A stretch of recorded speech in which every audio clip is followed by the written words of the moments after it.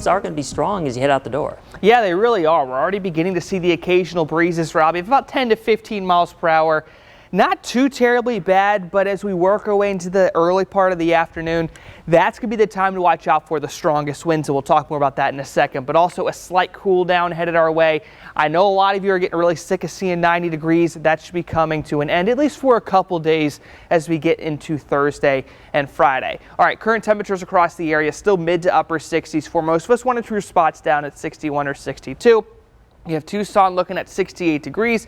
Nogales, if you're waking up there, 57. Ajo and Sells are likely to be 2 of the warmer spots today. And as you're going to see with their high temperatures, I do think they could be approaching the mid to upper 90s in that portion of Pima County. But if you're waking up in Benson, Tombstone, Wilcox, I think the 80s is where many of you are going to be stopping out there. But first, the city of Tucson itself is seeing those temperatures down right around 90 to about 95 for most of us around the city. Saddlebrook obviously being the coolest spot there with 90 for a high temperature.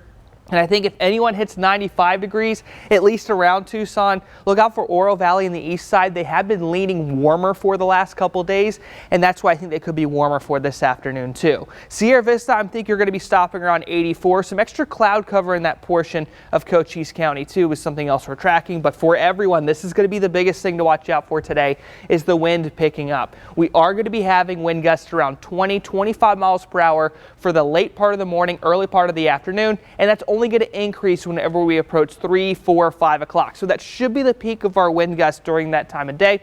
And when that sun actually goes down, winds should die down at least at the lower elevations, but if you know you live at a higher elevation here in southern Arizona, the wind should last during the overnight hours. And as far as Thursday's concerned, not really too much happening wind-wise for Tucson, thankfully, as that low is going to be moving away from us.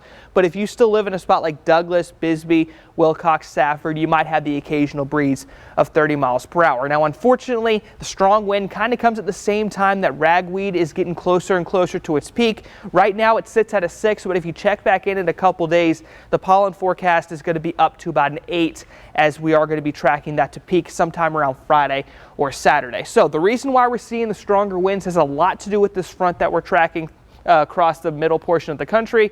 Unfortunately for us, all that nice rain we're seeing up towards the north isn't going to be getting anywhere close to us here in southern Arizona. So the only impact we're going to have from this front itself is going to be that wind, and that's going to be about it. And once we get past Wednesday, wind should be gone. Thursday, 86 for high temperature. 87 as we get into Friday, and both Saturday and Sunday, if you want to make afternoon plans on either day, it's looking nice. Wind's not going to be too much of an issue. You're going to be having lows back down around 60 degrees. Very nice for whatever you want to plan during that time. But look at early next week. 96 on Monday. A little bit extra clouds on Tuesday as a second system will be approaching us, but as far as any rain chances at all, it doesn't look like it's going to be in the cards at any point over the next 7 days. Well, that was weather. Let's go ahead and look at traffic before you head on outside today. Things still looking good for everyone